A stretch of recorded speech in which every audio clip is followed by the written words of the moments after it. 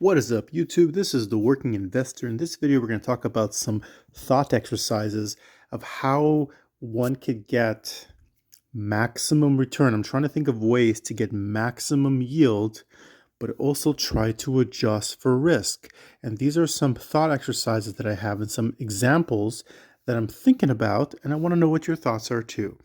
One of them is to make a better sandwich. So let's talk about the sandwich method and why I'm thinking of making a better sandwich. So the sandwich method is basically using two inverse funds. Let's say, for example, Coney. You could see here, Coney is based on Coinbase. It's a yield max ETF that does synthetic cover calls on Coinbase. And you could see here on the last distribution, it paid 91.83% on an annualized return based on that distribution.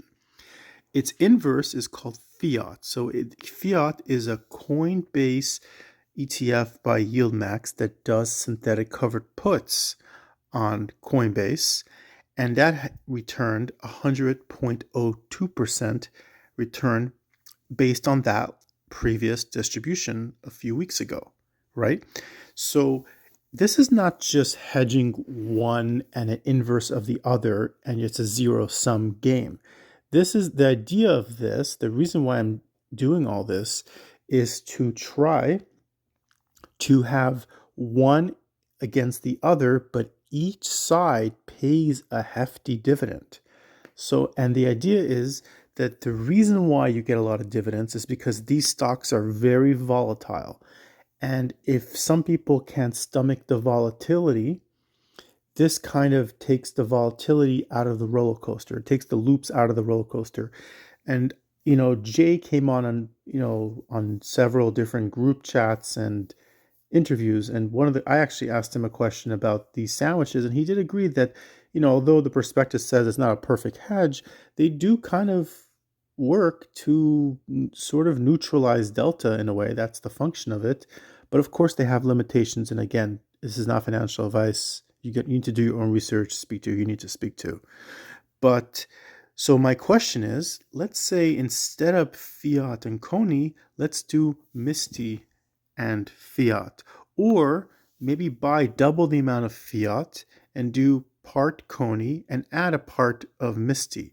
And Misty is basically MicroStrategy that they run synthetic covered calls on. A couple reasons why I want to do that, and I'm thinking about doing that as a possibility, is because, number one, you could see here in the graph that obviously the price of Bitcoin really matters. A lot of these funds, Coinbase and MicroStrategy and a lot of other ETFs out there like BIDO, which is a futures of Bitcoin, they're very hyper correlated with the price of Bitcoin. So they move up and down with the price. They have other variables, but in general, yes. But you could see here, let's say in the light blue line, you see the bottom light blue line? That's Coinbase, that's Coney, that's ticker symbol CONY. And you can see the dark blue line, that's Misty or MicroStrategy. So you can see Coney and MicroStrategy have a very similar pattern, but you could tell right away that MicroStrategy did a better job preserving its net asset value so far historically compared, this is looking back the past month. The reason why I'm not looking beyond a month is because fiat has only been around a month. So you can get the picture of all three around the same time span. But you could see that for the most part, I would say MicroStrategy, well, actually only recently MicroStrategy has preserved Coinbase, but they're similar.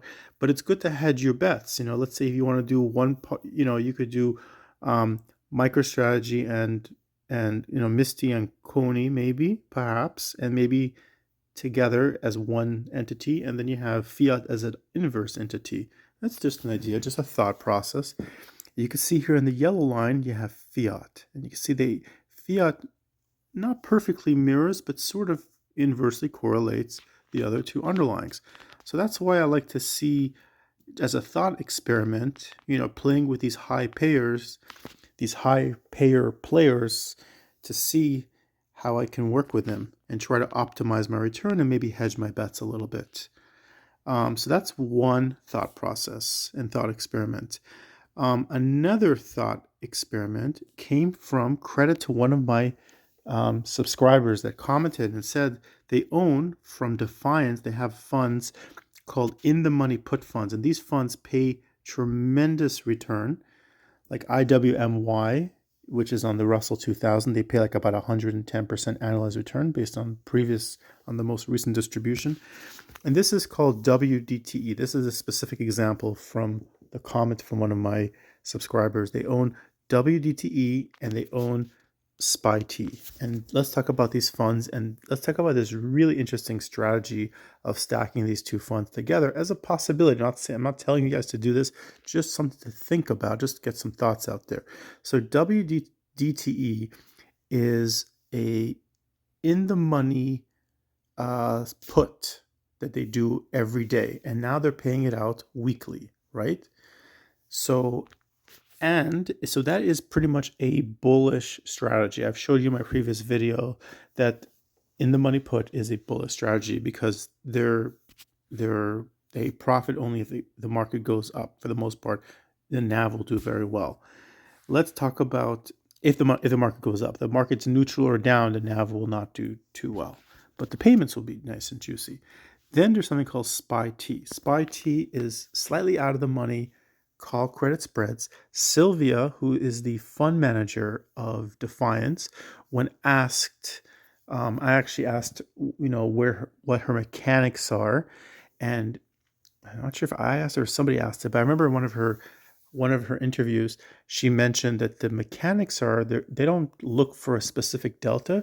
They look to achieve a 20%-ish target distribution rate, and whatever delta they can get that will do that, they will choose. And sometimes they will choose further out of the money, safer, aka safer strike prices, because it gives the market more breathing room just to get that yield, because they do want to capture some upside, or at least keep the net asset value stable, which they historically somewhat have done.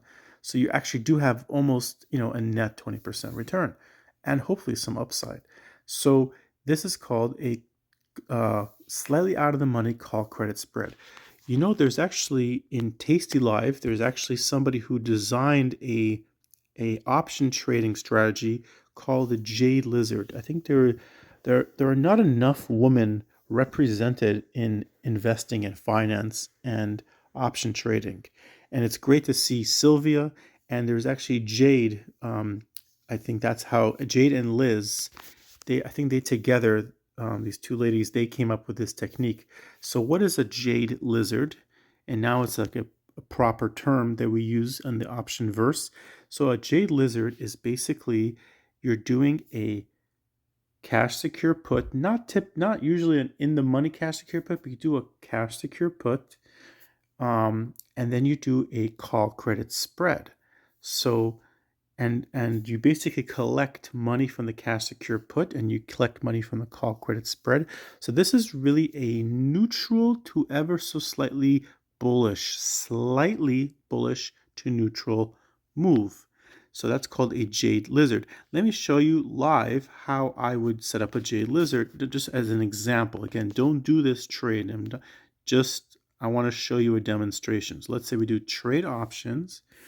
And I know that the WDTE, I know that they hold IVV, and I know they trade on the CBOE, but I'm just showing you for demonstration purposes on the SPY. So we'll do sell put, right?